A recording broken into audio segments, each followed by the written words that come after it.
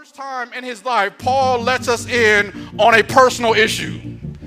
You remember, he says, I got this thorn. And then he says in 2 Corinthians chapter 12, verses 8 through 10, he says, 3 different times I begged the Lord to take it away.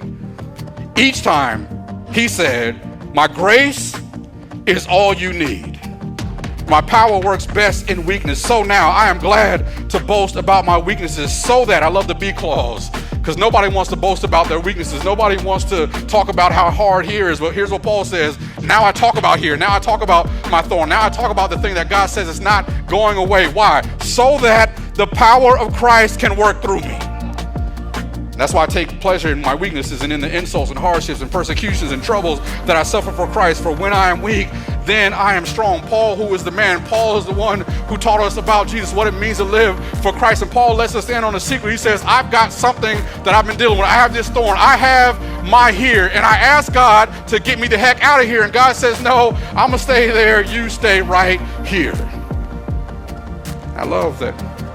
Paul says, come on, you have a good teaching, Pastor. I know you've heard this before, where Paul says, right before that, he says, to keep me from becoming conceited. You remember that? I was given a thorn.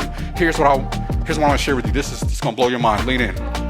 Paul never says that his thorn or his here was going to keep him from becoming the best version of himself.